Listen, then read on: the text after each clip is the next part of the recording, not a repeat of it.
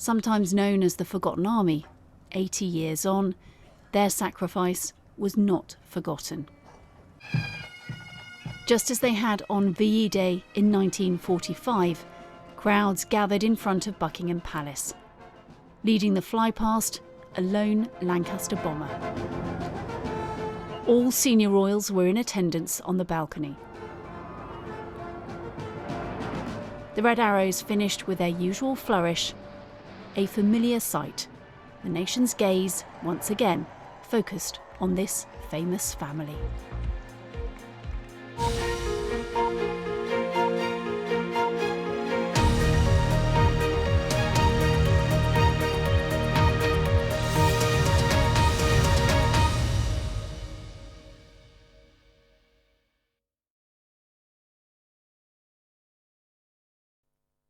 Hello again. It's a cold day ahead today, and it's going to get colder as we go through the next few days, particularly through the weekend. There's snow showers in the forecast as well.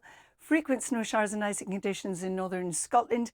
By the end of Friday, we could have 10 to 20 centimetres of snow, maybe a bit more, in northern Scotland on the hills. But we'll see some of that at lower levels. Not so much today. A lot of dry weather, some stubborn fog in the south, which could linger all day. Windy with some frequent showers across the north of Scotland, and temperatures 4 to 8 degrees. Now, if you're going out to celebrate the new year tonight, we've got two bands of showers. First one moving south, the second one following on right behind it. Some of those will be wintry on the hills, and under clear skies in the south once again. It's going to be cold. We'll have some frost in sheltered parts. Temperatures could actually fall away to -4. So a cold start to the day tomorrow. Our first band of showers clears. There'll be some sunshine. Then the second band clears. The showers come down to low levels of wintry showers in Scotland, and with gales in the north and the east, they're likely to be blowing. And we could see a few wintry showers in the hills of Northern Ireland and also northwest Wales. Some sleet potentially at lower levels. As we head on through Friday and into the weekend, it does remain cold. It will also be windy in the north, and some of us will see some snow showers.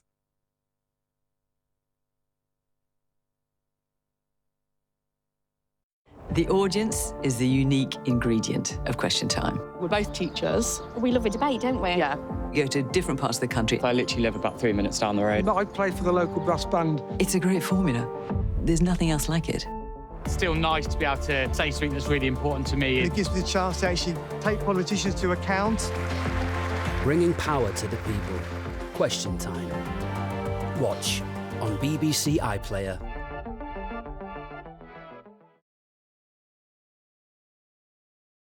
The ceasefire is expected to start tomorrow morning in Gaza, opening its 72-hour window for the hostages to be freed.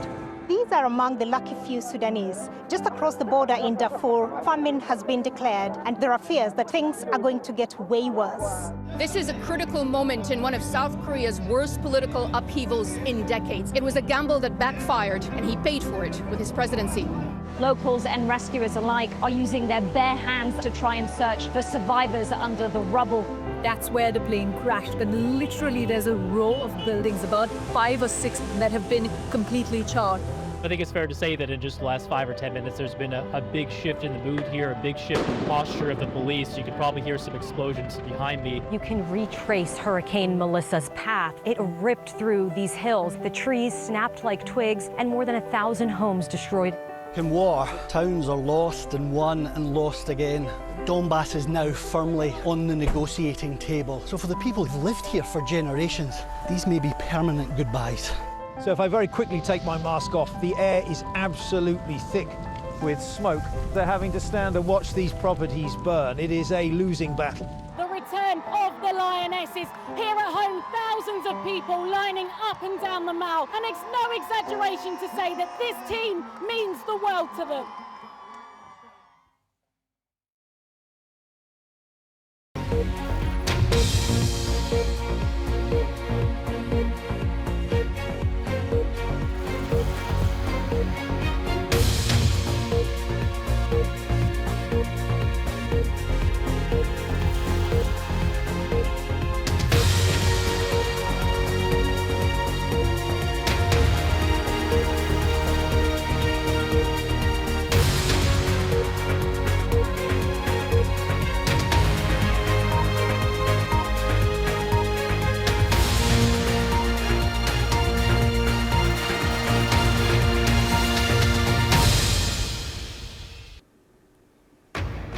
Live from London, this is BBC News. The Queen has praised the bravery of BBC racing commentator John Hunt and his family after the murder of his wife and 2 daughters.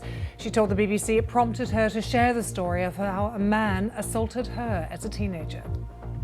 I'd just like to say, wherever your family is now, they'd be so proud of you both. Thank you. And they must be from above, smiling down on you. The European Union says a new ban by Israel on 37 aid groups working in Gaza and the West Bank will prevent life-saving assistance from reaching Palestinians. China's President Xi Jinping says the reunification is unstoppable in his New Year message following extensive military drills around Taiwan. Bangladesh holds a state funeral for the opposition leader and first female Prime Minister Khaleda Zia, who has died at the age of 80. And we take you to Cape Town in South Africa, where a conservation group has cut accidental albatross deaths by 90%.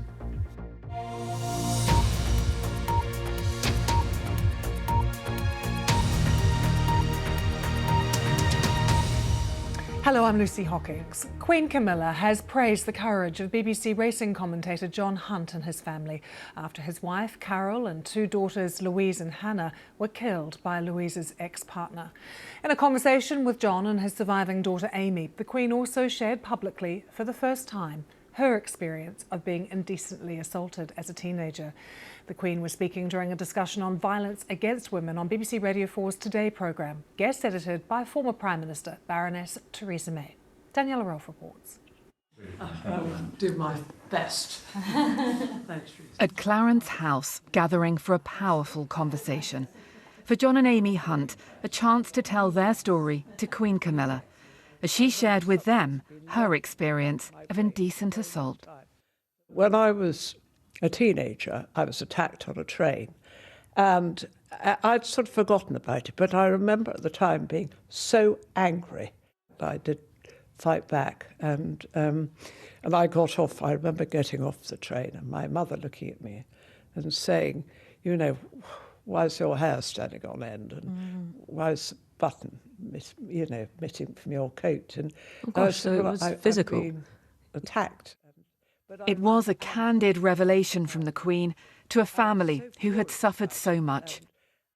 Carol, Louise and Hannah Hunt were murdered at home in Hertfordshire in July 2024 by Louise's ex-partner.